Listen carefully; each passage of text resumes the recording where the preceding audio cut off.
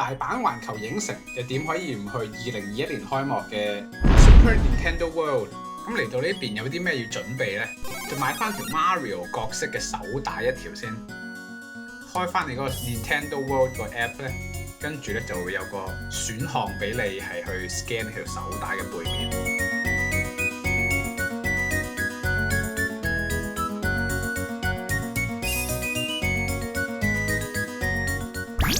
咁你之後攞到嘅金幣啊，做嗰啲咩活動咧，佢都會入翻你個 app 嗰度做一個記錄。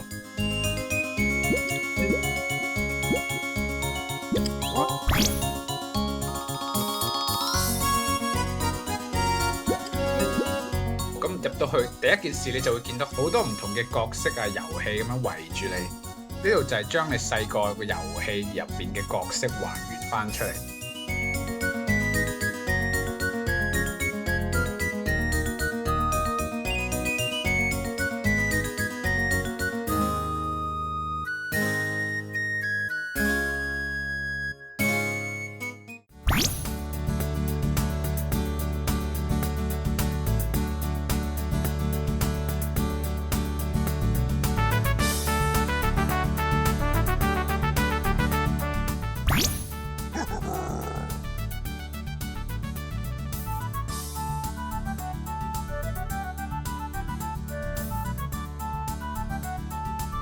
我哋買咗 Express Pass 嘅關係咧，咁我哋第一個遊戲就會玩呢個 Koopa's Challenge。其實佢就係戴住眼鏡玩嘅 Mario Kart 咁。咁入邊戴住眼鏡玩遊戲咧，咁就影唔到啲咩片段啦。如果你玩 Mario Kart，你就會影得你嘅獎杯。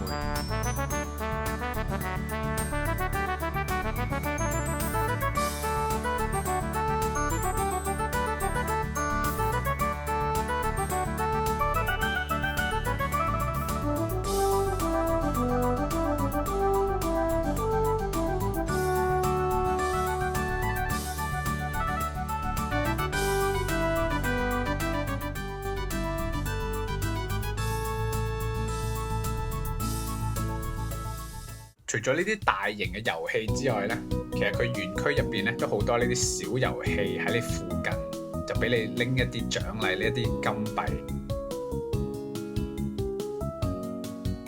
你開翻個 app 就可以睇到你儲咗幾多金幣。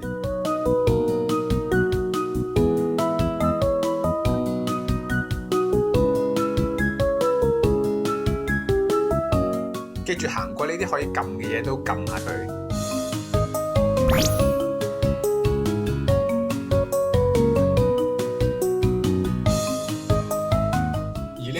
就係帶你喺個園區入邊兜一個圈，你仲會發現好多你估唔到會出現嘅角色。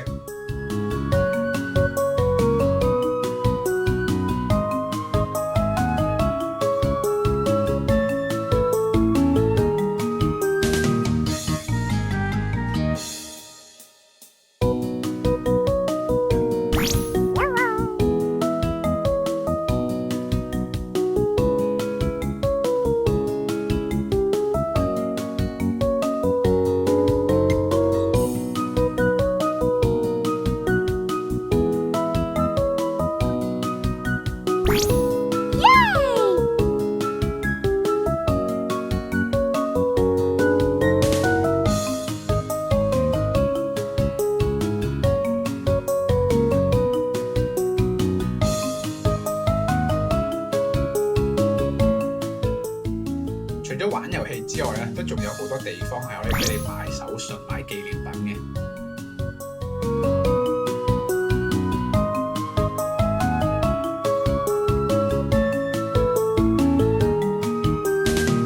而呢度亦都有好多園區入邊先至有嘅玩具或者紀念品。話時話呢個蘑菇點解會叫做 Kinopio 唔係叫 Toad 嘅咧？不妨 comment 喺下面話我知點解佢個名唔一樣。除咗俾你買紀念品，仲當然會有餐廳俾你肚餓食下嘢。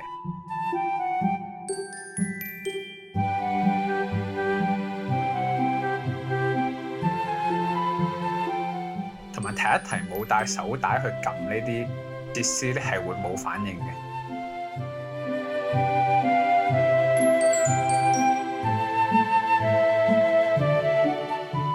果你早啲嚟到呢度，仲可以同遊戲角色去影相。餐廳入邊有好多用遊戲道具做出嚟嘅食物，而今次我就叫咗一個蘑菇頭。我嚟之前成日以為係一個蘑菇湯，跟住原來係將一個披薩嘅料擺入個蘑菇頭入。但係點解我會話玩少咗個遊戲呢？就係當我翻去睇下園區呢度介紹嘅時候，發覺咦，點解呢個遊戲好似冇見過嘅呢？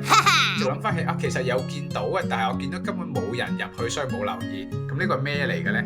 其實佢呢度有個遊戲係要你揾鎖匙，總共有5條鎖匙，你要揾到3條就可以入去最後呢個遊戲入邊。當你開翻呢個 app 嘅時候，你就會睇到其實佢有提示話俾你聽呢啲鎖匙喺邊度攞嘅。其中一條應該係要用頭先你見到個望遠鏡去揾出嚟。如果你一開始冇買嗰條手帶呢，就唔可以儲金幣或者揾啲鎖匙去開最後一個遊戲。咁你哋入去玩完，記住留翻個 comment 話俾我知個遊戲係玩咗啲咩㗎。今次就嚟到呢度先，想睇其他旅行嘅片就記住 comment、like 同埋 subscribe。